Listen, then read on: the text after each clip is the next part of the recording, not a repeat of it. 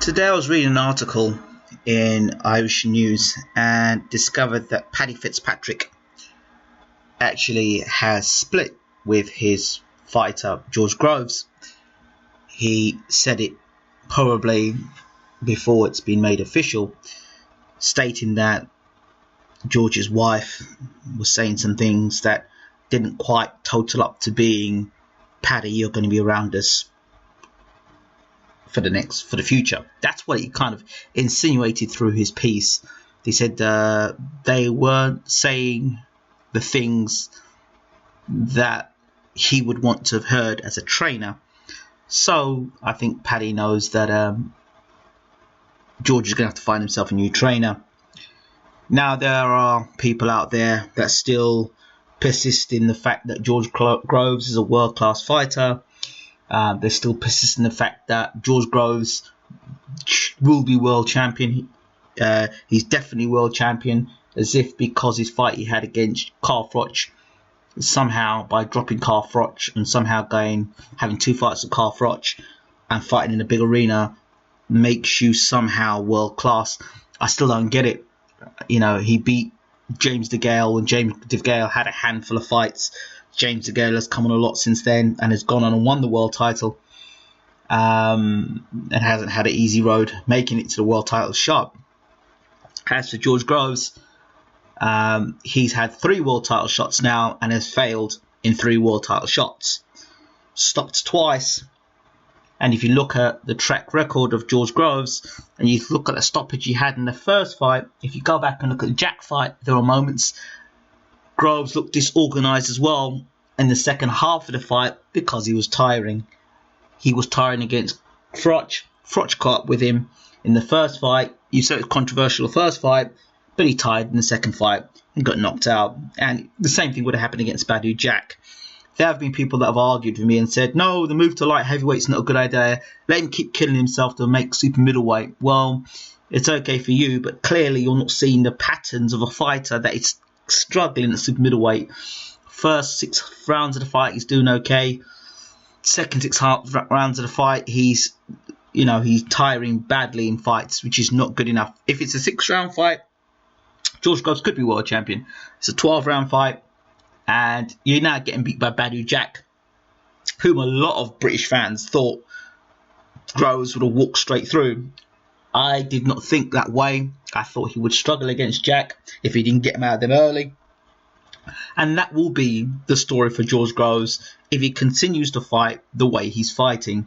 What George Groves needs is a mentor. He doesn't just need a trainer. What Adam Booth gave George Groves is a mentor, somebody who knew what was best for him to hit and not get hit. If you're not a guy who takes punches well or does absorb punches well, then the style that Booth gave Groves was safety first. It allowed Groves to let off his punches, catch fighters by surprise, and get in and get out and not take too much punishment. That's the style that Booth gave Groves.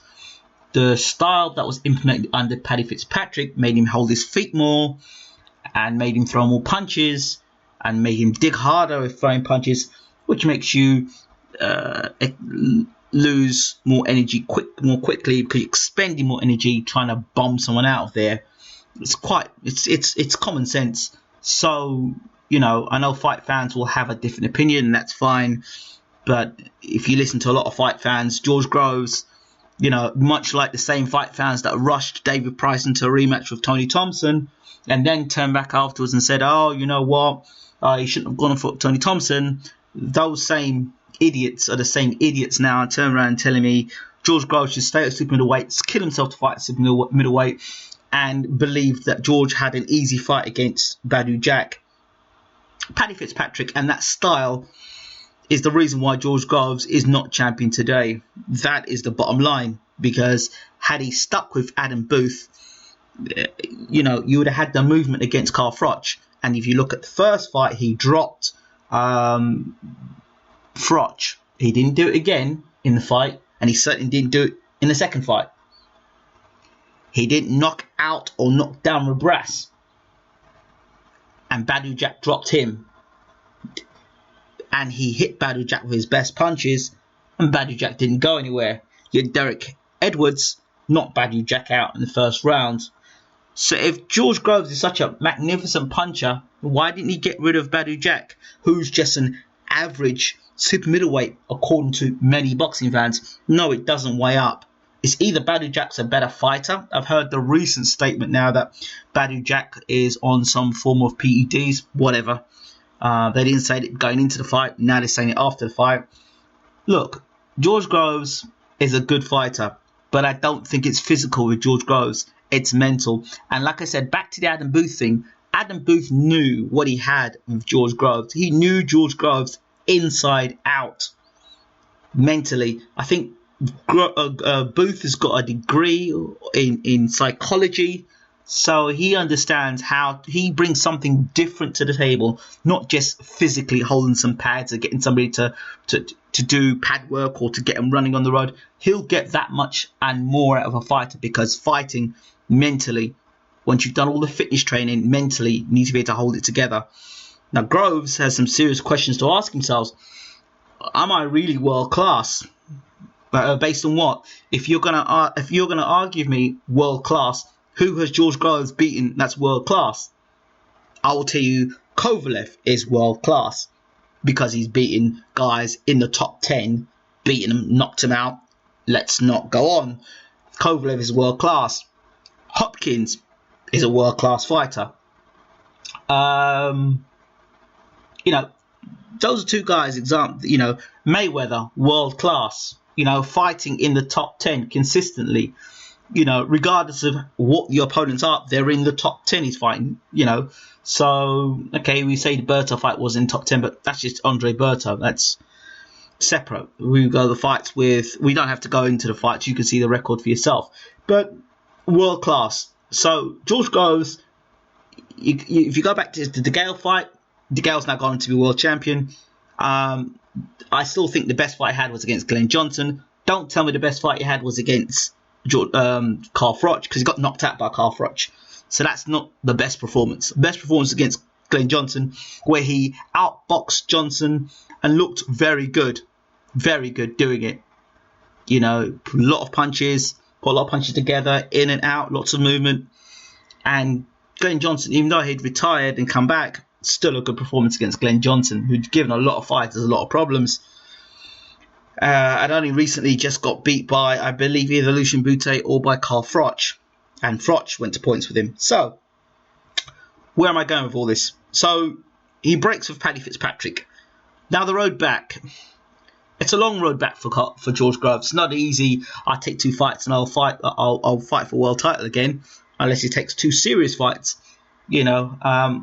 Fighters now know what it takes to beat George Groves. He hasn't got an aura of invincibility around him, so he has to be careful how his career is managed. I still think moving up to light heavyweight, fights against Jürgen Bremer and Nathan Cleverly will be 2 good fights, possibly Enzo Macronelli as well. That's 3 light heavyweight fights he could get there, lucrative as well. And you build your career as a light heavyweight and look to get a trainer or mentor that can look after the physical and mental sides of George Groves and give him some more fundamentals, keeping his hands up, knowing when to punch and when not to punch, when to engage, when not to engage. If somebody's chucking a right hand over the top at you, how to slip the right hand, head movement, better conditioned. And at light heavyweight, he's surely going to have more energy. He's a big guy for super middleweight, and if he's walking out 14 stone, there should be no problems with him making the light heavyweight limit. He'll probably carry a bit more dig on him. And people saying, oh, well, his chin. Well, guess what? A light heavyweight, you think he'd be able to save more of those nutrients, those extra nutrients that may be able to absorb punches better. And if he's not there to get hit often, then it shouldn't be a problem. So Groves has got speed. He has got movement. He has got a boxing brain. But the question is with George Groves, mentally, can he come back? Not physically, mentally. 3 defeats at world level, world class.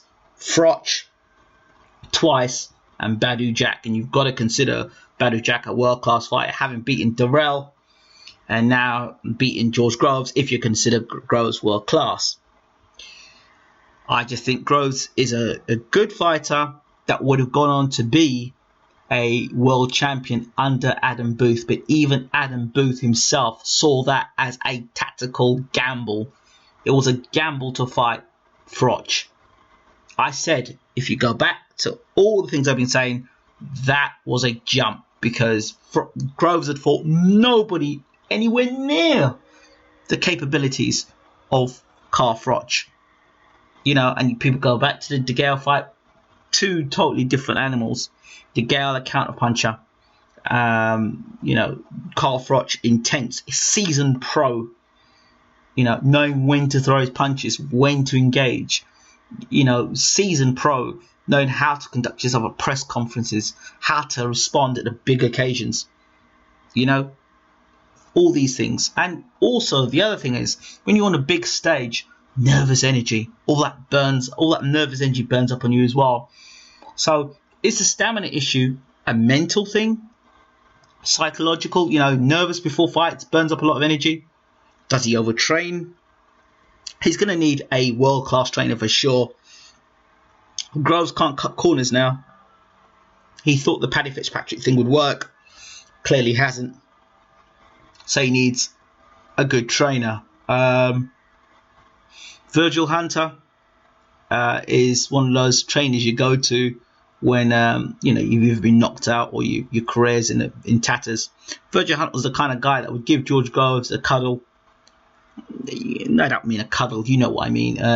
More of a mentor, a father figure role, and sort of like look after Groves and bring Groves back. So there, you know. So you've got Hunter. People would say going back to Adam Booth, but will he really go back to Adam Booth? And even so, if he goes back to Adam Booth, can Adam Booth actually help George Groves now? After, you know, when Booth had him, he was still unbeaten, I believe. Now he's come back with a fight who's had 3 losses. You know, and each one of those fights are damaging.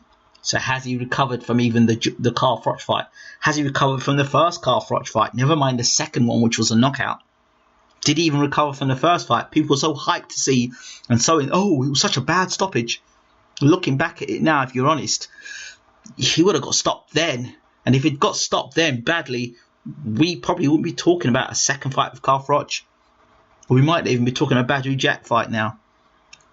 So these are things that fight fans need to consider. I know people will disagree with what I say. I understand, and that's just the way the world is. But that's how I view it. If you want to hear my opinion, George Groves needs a mentor.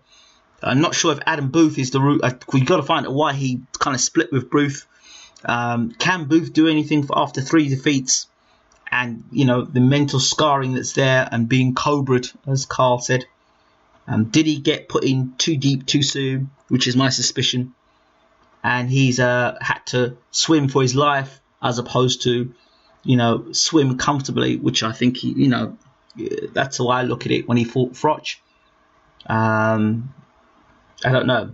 He's a confident lad, but confidence and delusion. And I think Groves is a bit deluded about his abilities based on the style he's implemented to beat Badou Jack. He just thought he could just turn up and win. He's deleted his Twitter account, which isn't good. It shows there somebody who, you know, he's probably getting a lot of abuse now from fans, and don't know.